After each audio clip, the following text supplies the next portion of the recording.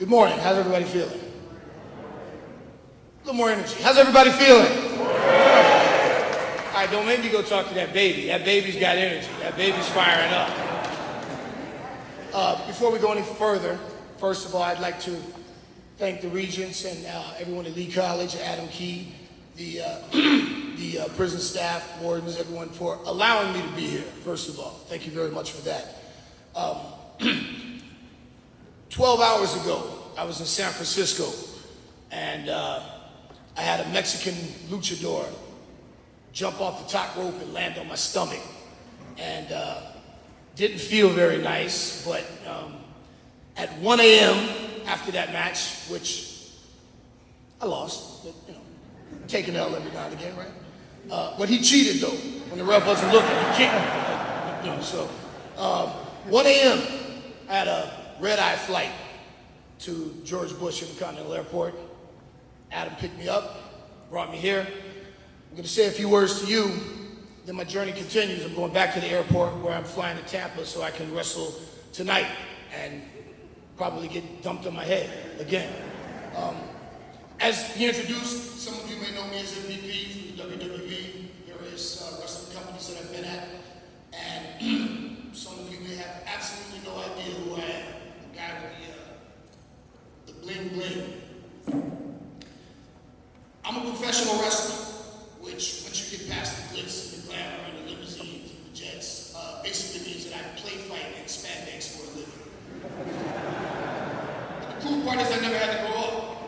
Me and my cousin Corey used to watch Ric Flair and Dusty Rhodes and go out in the yard and then we go wrestle each other. And that's what I do now for a living. So I've never had to grow up. I have the pleasure of being a big kid at heart. However, there was a time when I was forced to grow up. It came hard, it came fast. 16, Florida State. I caught an armed, actually I had 1 count of armed robbery, 10 counts of armed kidnapping. And I spent the next 9.5 years as a guest of the Florida State Department of Corrections. I went in at 16, and I came home at 26. So I literally grew up in prison. I became a man in prison, which creates a whole new set of complications for when you get out. That adjustment period, as a lot of you guys know or will find out. But I wanted to express to you what it means to me to be here today for you. I'm not speaking to your families, I'm not speaking to the prison staff, I'm speaking to the prisoners, the convicts. Because at one point, as Adam alluded to, I was number 190197. As a matter of fact, I will always be number 190197. You will never forget your prison number, ever. On your deathbed, if they ask you what it is, you'll remember it. But use that as inspiration. See, today, you've got your cap and gown. You graduated. This is amazing. Society wrote you off. You're convicted felons. Sent them to prison. You're not worried about them anymore. But you, on your own, you took the initiative to say, no, I'm better than that. I want something more. I want to be more. And in here, where, essentially, some people would refer to prison is a bastion of hopelessness. It wasn't that way for you. You decided that there was hope, and you wanted to do something more with your lives, and you took the steps to get an education. Well, guess what? Your journey is just beginning. Don't rest on your laurels. I want to congratulate you for the step that you've taken, but don't rest on your laurels, because now is where the hard work begins. Some of you are getting out soon. Some of you, I don't know exactly the sentence structure for a lot of them. Some of you might never be getting out. And for those of you that are not, kudos to you for still, in spite of the fact that you're not going to be reintegrated into society, for taking steps to just make yourself a better person. But today, you've got these people over here, your family, your friends, who are here to support you and to celebrate this moment, this step. You do have a scarlet letter, the proverbial scarlet letter. You will step out here and you will be an ex-convict. That's not going to go away. And you will be given an opportunity to apply with what you learn, your education, and a real life job setting. But you're going to have to work harder than everybody else because you do have that scarlet letter. Because society will forgive you, but it takes time.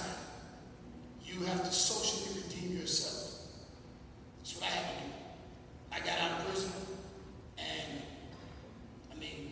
I had no aspirations of becoming a international wrestling star. I had no idea what I was going to do. As a matter of fact, I remember there were plenty of times when I was in the day room wearing my uniform.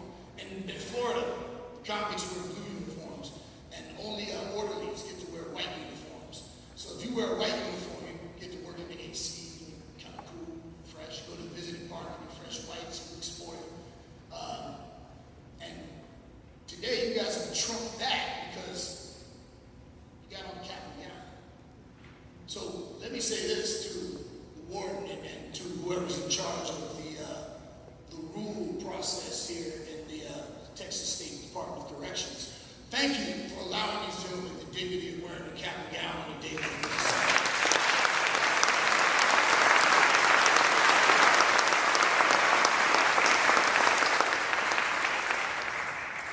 So let's talk about right now. Right now is your moment. This is your time to celebrate the decisions that you've made. Because in the past, you've made some decisions that weren't much to celebrate, right? But that's okay. Somebody told me a long time ago that there's no such thing as something not being right. That maybe it's just not right now. So then, you definitely weren't right. You weren't making right decisions. Your actions weren't right. But since then, you've made some decisions. So right now, you are right. But where do you go from here? Where's the journey going to take you? You hold the pen. You write your next chapter. And sure, there's going to be obstacles in your way. That's life. Life is all about peaks and valleys. This moment means so much. It's a celebration because you've accomplished something. But all of you were down in the valley at some point where you were sad, depressed, alone, hopeless, whatever the case may be. And you overcame that. You said, nope, I'm better than that. I'm going to do more with my life. I am going to get an education. And, when people ask me all the time, hey, did you go to school? I said, yes, I did. I went to Florida State, but not the university. But I got an education in prison that I couldn't get at Harvard. I couldn't get at Yale.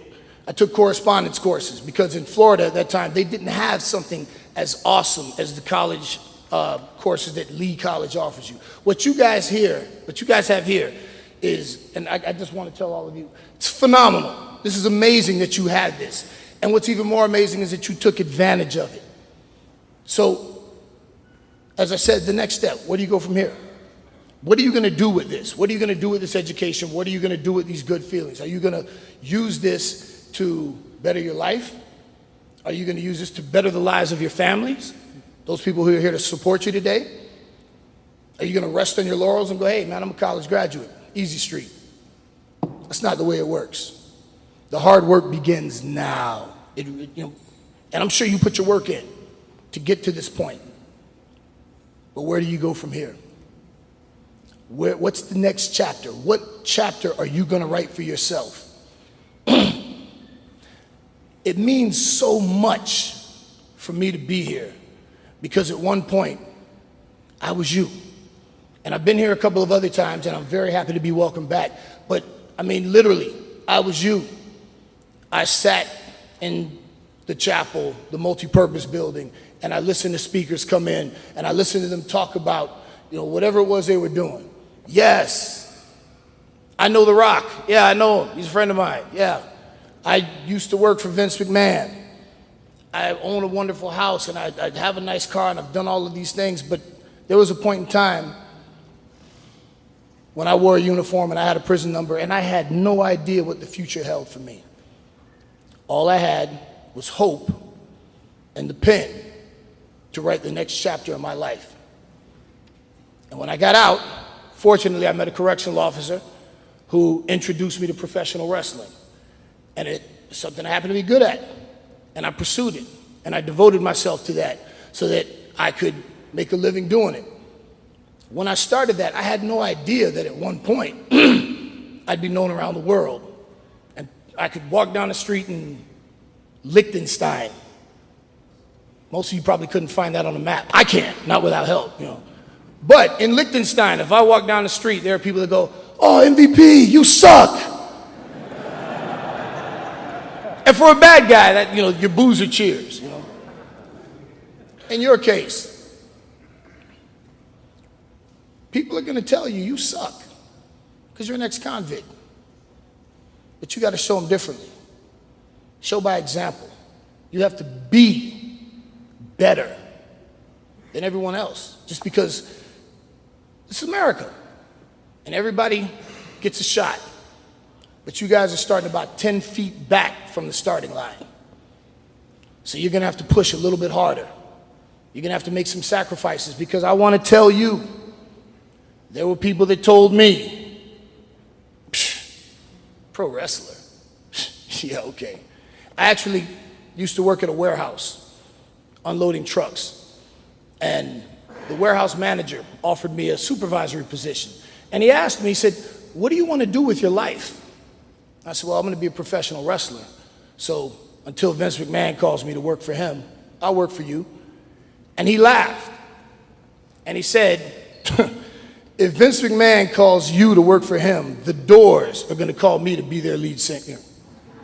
Wow. Okay. I can tell you a few years later, my friend Sean still worked there. And I was able to, Javier, that was his name, never forget him. An action figure, an MVP action figure, and I signed it, "Dear Javier, have the Doors called you yet?" And I don't tell you that to brag, I tell you that to inspire you. Because there are going to be people that they're going to tell you what you can't do. And as an ex-convict, there are certain things that legally you just can't do. They won't let you. But I'm here to tell you that you can't let anyone tell you what you can't do. You make a decision. You figure it out what it is that you want to do and do it. Whatever it is. And, you know, I once heard someone say that when you tell someone your dreams, if they don't laugh at you, you're not dreaming big enough. I'm going to say that one more time. When you tell someone your dreams, if they don't laugh at you, you're not dreaming big enough.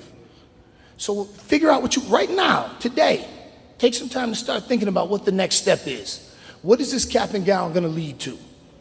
When you get out of here, these people who are here showing you love and support, how are you going to pay that back to them? Society. How are you going to pay that back to society? Your children. How are you going to pay that back to your children? What kind of role model are you going to be? Figure out what you want to do and do it. Don't let anyone stop you from being whatever it is you want to be, provided, of course, that's law-abiding and, you know. When I got off the plane this morning and I was coming here, I thought, man, I'm exhausted. I'm tired. I just want to go to sleep. And I might get a nap on the plane. And then when I get off, I'm going straight to the building and I'm going to get dressed and I'm going to perform again. And then I got a 7 a.m. flight, so I probably won't get much sleep. But you know what? All of that is worth it for me because I want you all to understand the inspiration that you give me. Think about that for just a moment. I'm the star, the celebrity, whatever, and I'm here to give you words of encouragement, to inspire you, to be a role model for you. But you're an inspiration for me. You remind me of where I came from. And I can't ever forget that. So it's my responsibility, I feel, to give back, to come here and be a beacon of hope for you, to show you what you can be. Okay, maybe you don't necessarily want to wear spandex and get slammed off the top rope. That's cool. You don't have to do that. It's not for everybody. But whatever it is you want to do, go do it. Did you ever think you'd be a college graduate? Some of you probably didn't. As a matter of fact, some of you are probably the first college graduates in your family. So stop and think about that for a second. While you might be a convicted felon, and some people would say, oh man, that's kind of embarrassing, that's a shame. You're a college graduate as well. So you kind of balance things out. And I'll tell you what, this robe that I got on, I wore Ric Flair's robe once, but I never wore a robe like this. You guys got a cap and gown. You guys are college graduates. You got me beat. I took some college courses, but I didn't graduate. So you're already ahead of me in that regard. You give me the inspiration to go out and talk to other people. See, when I leave here, I'm going to tell everybody about the college graduates that I went to go speak to, the convicts who decided that they want to better their lives, that they want to do something more in life. I can't even begin to express to you how proud I am of you because I know you. Not individually, but collectively. I know you because I was you. I was there. I know what you go through. I know what it's like to wake up in prison.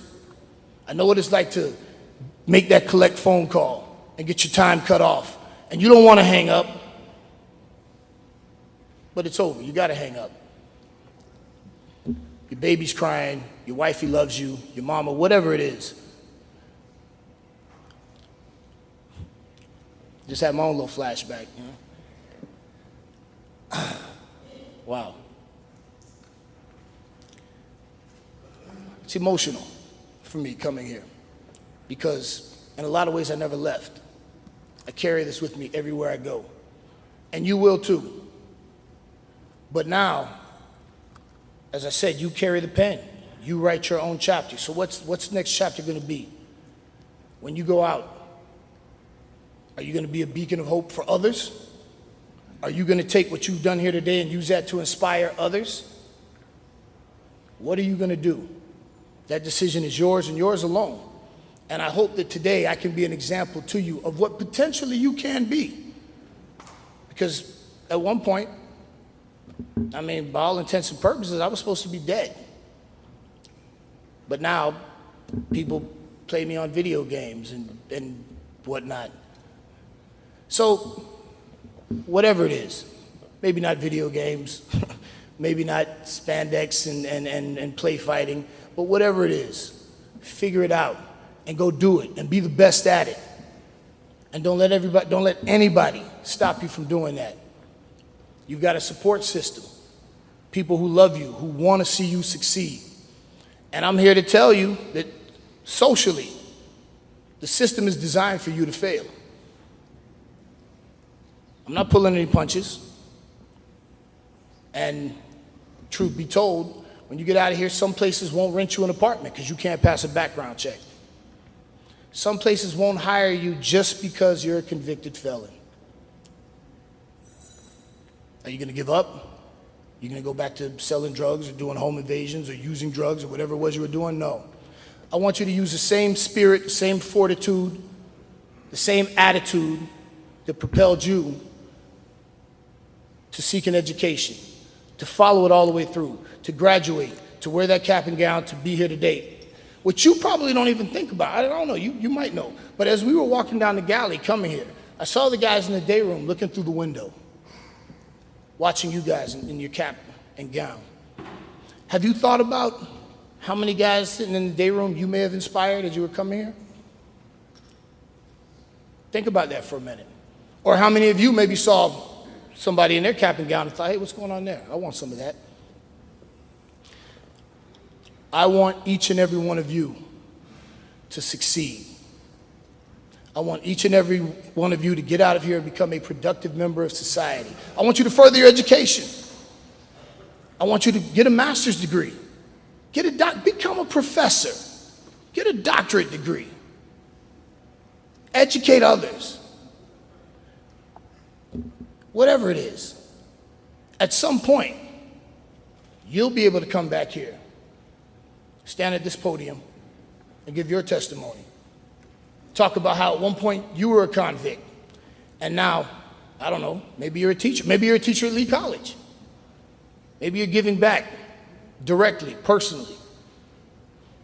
If not that, maybe you're community activist. Maybe you're putting some time in with at-risk youth, telling them about your journey, where you've been, and where you intend to go. Because I know firsthand what it means to someone who's locked up to see someone who's done it, to use that as an inspiration, as a guide map. Now you guys have that responsibility. I thank you so much for allowing me to come here. You guys make me so proud. As a matter of fact, how proud are we of them right now?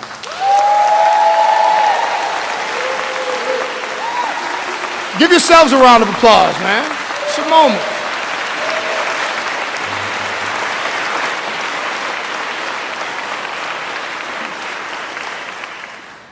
Today's the first day of the rest of your life. You've got the pen. You write the next chapter of your story. What's that chapter going to be? You decide. Whatever the ending is, it's up to you. And on that note, I want to congratulate you. I want to encourage you to continue down this path that you're going down. I want to tell all of you, your family here, continue. Thank you, because I know what it's like to have your family on the outside showing you love and support. Some days that's the only thing that allows you to get up out of bed, knowing those people out there that love you. So thank you for that. And when they get out of here, hey man, sometimes they're gonna need that encouragement. Because you're out there, you're in the free world, and you need that encouragement. So behind the 8 ball, so to speak, they need that. Don't forget that. Don't ever forget where you came from, because it's very easy to go back there. But I hope that you do go back. And when you do, it's as a successful member of society, telling everyone about your journey, where you've been, where you're at, and where you're going. I hope that you all will be a beacon of hope. As I said, it's your pen, your story. Write a happy ending. Thank you very much.